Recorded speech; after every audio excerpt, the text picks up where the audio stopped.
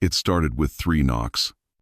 Not urgent, not disparity, just steady, like someone who'd been standing in the cold too long and still found the manners to wait. Thomas looked up from his desk, startled.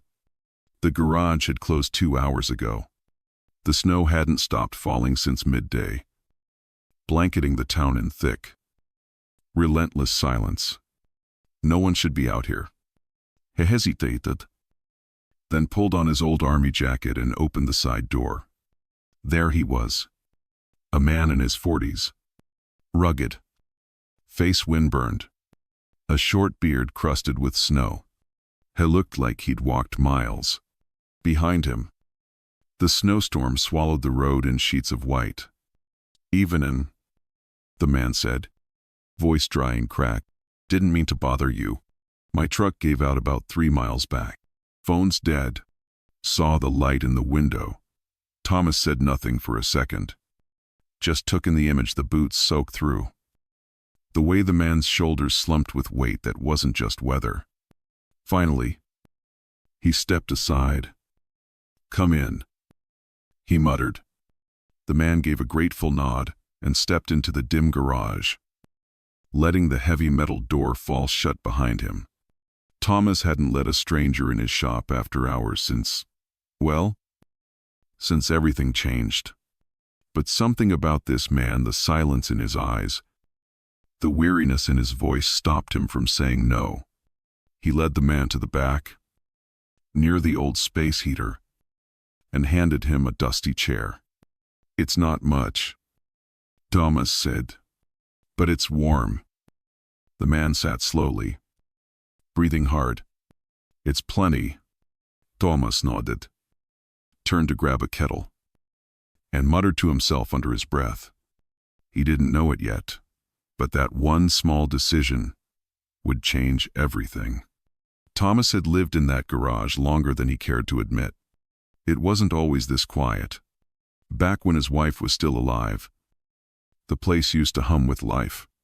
Radio crackling in the background, coffee brewing in an old tin pot, customers coming in for oil changes and tune-ups, always greeted with a warm smile and a dry joke. But that was 5 winters ago. Cancer doesn't knock. It just enters, takes, and leaves silence behind. After she passed, the house felt too big, the bed too cold. So he moved into the garage full-time. Said it was just easier. Cheaper too. Truth was, it hurt less to sleep near the tools than in the empty bed they once shared. Now, the garage echoed every wrench drop, every gust of wind. The town had shrunk too. The younger folks moved to the city. The old highway didn't bring as much business anymore. His phone barely rang. Most nights. Thomas sat by the little heater in the back, reading old repair manuals, not because he needed to, but because it kept his hands busy and his mind quiet. He didn't talk much anymore. Didn't go out.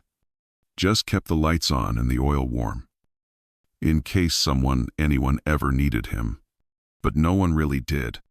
Until tonight. He glanced over at the stranger, now slouched near the heater, boots steaming slightly from the warmth. The man hadn't said another word, just sat still, hands wrapped around a chipped mug of hot water Thomas had handed him. Something about the stillness reminded Thomas of himself. Not just tired, worn down, like a man used to waiting without expecting anything. Thomas sighed, walked over to the window. The snow was still falling, soft and steady. Somewhere deep in his chest, he felt a familiar ache. The kind you don't talk about out loud. The kind that comes from years of being needed once and then forgotten. Thomas wasn't the type to pry. But old mechanics know how to read people same way they read engines. The little things gave it away. The man had clean fingernails. Odd for a trucker in a snowstorm. His coat was old but sturdy. Military issue, maybe. Boots were scuffed but dry inside. Expensive brand. Not what you'd wear if you were broke and walking for miles. And his eyes, they kept scanning the room. Not with fear, but calculation. Still, Thomas said nothing. He just handed the man a bowl of canned stew, heated over the same hot plate he used for his own meals. The stranger nodded gratefully. They ate in silence. After a while, Thomas broke it. "You heading east or west?" he asked. "Mostly to fill the quiet." "West," the man said, "trying to get to Arizona. Got work waiting. Trucks out, batteries shot. Might have frozen through. Left it back by mile marker 214. Thomas nodded slowly, eyes narrowing just a little. "Guess you're lucky I leave the light on." The man gave a faint smile. "Yeah, lucky." But something about that smile didn't sit right. It wasn't forced, just too controlled. Like a man used to hiding what he really thought. Thomas didn't press. Not yet. Instead, he showed the man the cot in the back storage room. Told him to rest. Said he'd help check the truck in the morning, if the weather allowed. The man thanked him again. Not overly, just polite, respectful. Thomas watched him disappear down the hall, then walked back to the front. He poured himself a cup of stale coffee and sat by the window, staring at the snowfall. There was something off. He couldn't name it, couldn't prove it. But years of fixing broken things had taught him one truth. When something feels wrong, it usually is. And tonight, this stranger, polite, tired, quiet, felt like a puzzle with a piece missing. By morning, the snow had stopped, but the world felt colder. Thomas rose before the sun, the same way he had for years. Made a pot of instant coffee, checked the generator, and put a little salt out on the driveway. The quiet was usual, but this time, it felt hollow. He walked back inside and knocked gently on the storage room door. "Coffee's hot," he called softly. No answer. He waited, then opened the door. The cot was empty, blanket folded, mug washed and left upside down by the sink. The back door was ajar, letting in a cold draft. Thomas stepped outside.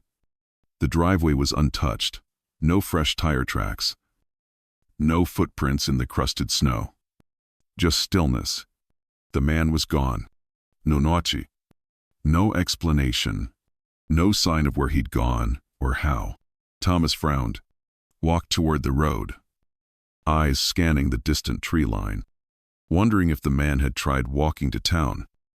But it didn't make sense. The roads were still half frozen. The nearest store was 5 miles away. No one walked that far in boots worn through at the heel. He stood there, squinting into the cold, his breath fogging in the air. Something wasn't right. He told himself not to worry. Maybe the guy had a friend nearby. Maybe someone picked him up early. People vanish for all sorts of reasons. But still, that feeling stayed with him all day. A tight coil in his gut that wouldn't unwind. He cleaned the cot, put the mug away, but his mind kept replaying that smile. The way the man had said lucky. The way he'd scanned the garage, like taking inventory. That night, Thomas left the porch light on again, just in case. It was around 6:45 the next morning when Thomas heard the rumble. Not thunder, not wind, something deeper. He stood from the workbench, wiping grease from his hands, and stepped outside into the pale winter light. A truck, a full rig midnight blue, chrome, shining even in the gray snow haze, pulled up to the edge of his driveway. Thomas squinted. He didn't recognize the driver. The truck wasn't local. The door opened, and a woman stepped down. Late 30s. Denim jacket. Ball cap pulled low. She walked with calm purpose, like someone who'd done thousands of miles and knew how to stand still. "You Thomas?" she asked. Voice steady. He nodded. Cautiously. She smiled, reached into her coat, and handed him an envelope. "From a friend," she said simply. "Said you'd understand." Before Thomas could respond, she climbed back in the rig, shifted gears, and pulled back onto the road, gone in seconds, as if she were never there. He stared down at the envelope. No name, no return address, just one word written in block letters: "Thank you." Inside a single piece of paper and a cashier's check. Thomas blinked. It was more than just enough to cover the rent. It was enough to fix the roof, upgrade the old heater, and maybe, just maybe, start hiring again. He sat down on the front steps, the envelope in his lap. His breath caught somewhere between a laugh and a prayer.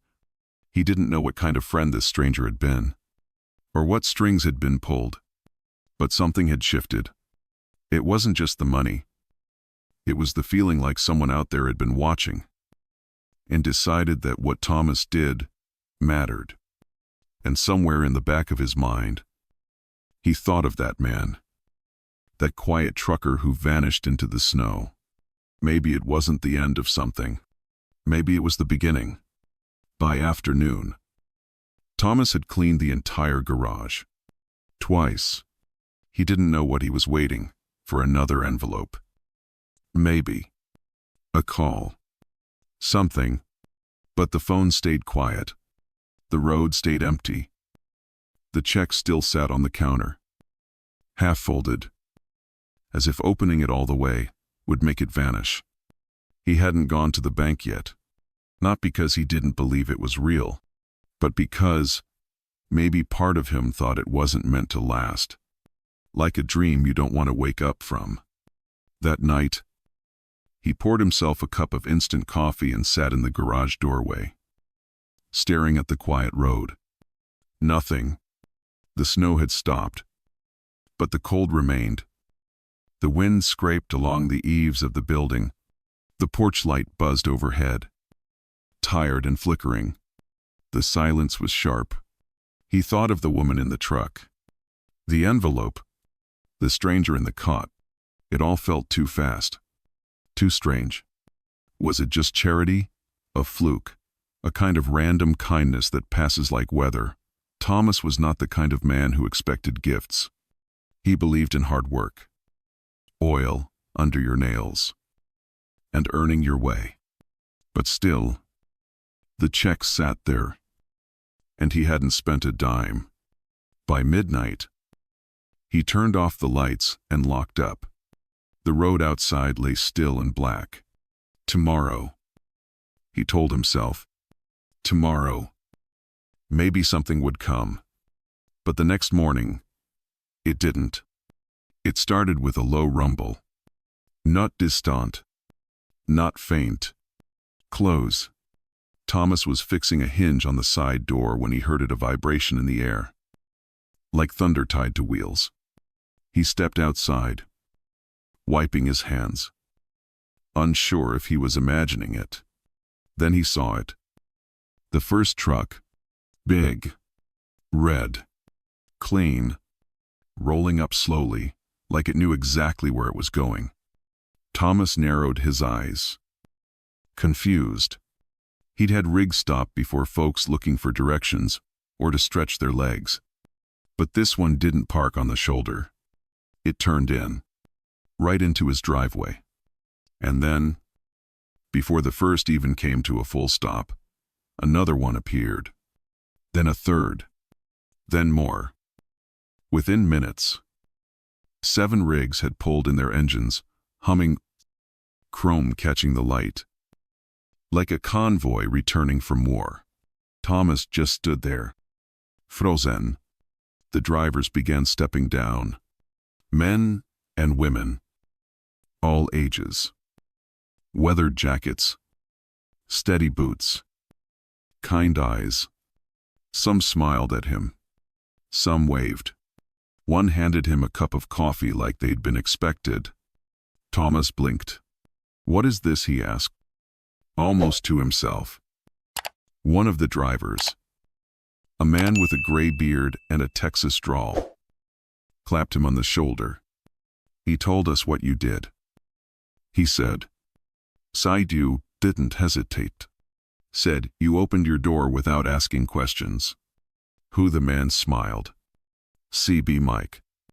Real name don't matter." Thomas felt the breath leave his chest. CB Mike. That quiet man. The one who said he was just lucky. Apparently not just any trucker. Apparently someone people listen to. And now, they were here. Not for gas. Not for food. But for him, they didn't come empty-handed. One by one, the drivers opened their trucks, pulling out crates, tools, supplies, extension cords, paint cans, rolls of insulation. Thomas watched, stunned, as the quiet driveway turned into something else, entirely a worksite. CB Mike had told them what he saw. Not just the cot, not just the coffee. He told them how Thomas had treated him like a human being, not a burden. How he'd offered shelter without asking for anything back. And for men and women who lived on the road, who'd slept in parking lots, been turned away from warm buildings, ignored at gas stations that meant everything. So they came back the only way they knew how. Not with speeches, but with work. The garage's broken roof. They fixed it before lunch. The faulty heater rewired. Resealed. Humming like new. One of them set up a website, Thomas's Garage, a friend of the road. Within hours, photos were circulating online, rigs in the driveway. Smiling faces. Captions like, "One guy gave us a bed. We gave him a home." By evening, the phone started ringing, trucking companies offering donations. A local radio station wanted to interview Thomas. Dispatchers asked if they could add his garage to a network of emergency rest stops. Thomas didn't know what to say. He'd lived his whole life head down, working with his hands, never expecting attention. And now the world was looking at him differently. Not because he asked, but because he cared and someone noticed. That night, long after the trucks had gone quiet and the tools were put away, Thomas sat alone on the porch. The garage looked different now. The roof no longer sagged. The heater hummed like a soft breath in the walls. There were even new lights above the bay doors, gifts from drivers he barely knew. But the biggest surprise came last. Mike stepped out from his truck and walked toward him slowly, holding something wrapped in a cloth. Thomas squinted. "You forget something," Mike smiled. "Nah. Just returning something that never really belonged to me." He unwrapped the bundle. Inside was a framed photo, faded but familiar. Thomas nearly dropped it. It was his father, in coveralls, grease on his chin, leaning against the very same garage. 40 years ago. Next to him, a much younger Thomas, no more than 16. Smiling, hands in his pockets, the sun behind them. "I found this in a thrift store 2 states over," Mike said, recognized the name on the sign. "Figured it was yours." Thomas traced the glass with his fingers. That day had been long buried in his mind. Back when this garage was his dad's. Before life got messy. Before he stopped believing small things could matter. And now here it was again. Returned not by family, but by a stranger who became more than that. Thomas didn't speak for a long time. But when he did, his voice cracked. "Why me?" he asked quietly. Mike sat beside him. "Because the world's full of folks who take," he said. "But every now and then, someone gives. And when that happens, the road remembers." Thomas wiped his eyes and chuckled softly. You truckers sure got away with words. Nah. Mike grinned. We just got miles to think. The next morning, the garage wasn't just fixed, it was alive. Neighbors wandered in with casseroles and toolkits.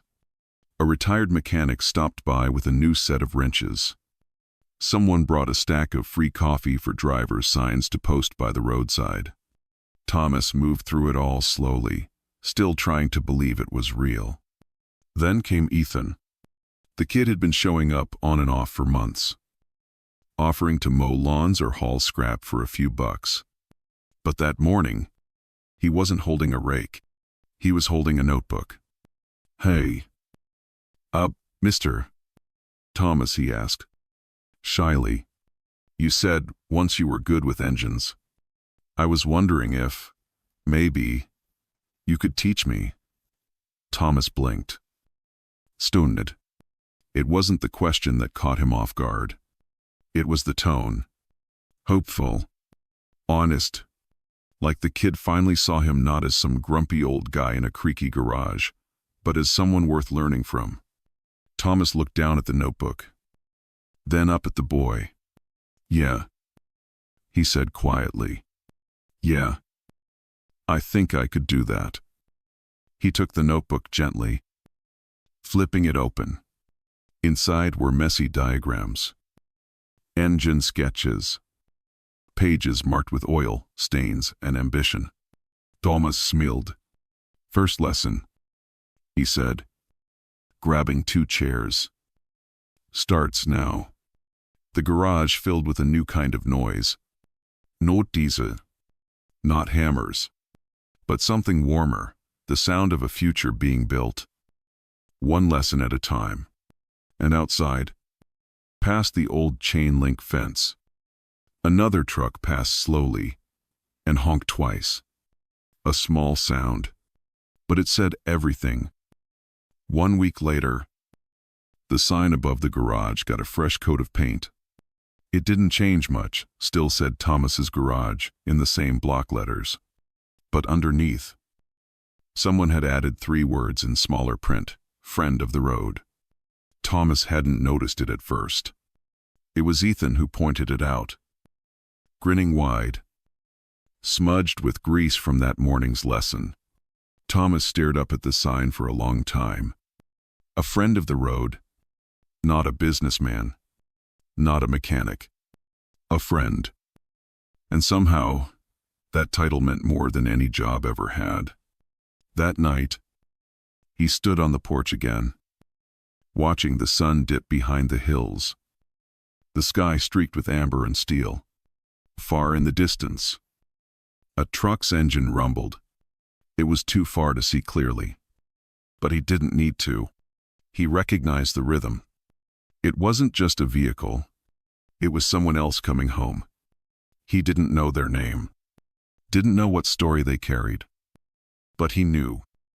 If they needed a place to stop, if they were cold, hungry, or just tired of being invisible, his door would be open. Not because he owed them, but because once, someone had opened theirs for him. And that small act had changed everything. Thomas smiled, stepped back into the warm light of the garage, and let the door swing gently closed behind him. Not alone, not forgotten, just home. Sometimes, the world feels colder than the snow outside. But then, someone opens a door, offers a warm meal, fixes a broken furnace, or simply listens. And in those moments, we're reminded kindness doesn't have to be loud. It just has to be real. If this story touched something in you, if it reminded you of someone you once helped, or someone who helped you, we'd love to hear about it. Leave us a comment below. Like this video, if you believe kindness still matters. And subscribe so we can keep sharing stories like this. Stories that warm the coldest nights. Thank you for being here. And wherever you are tonight, we hope you find your way home.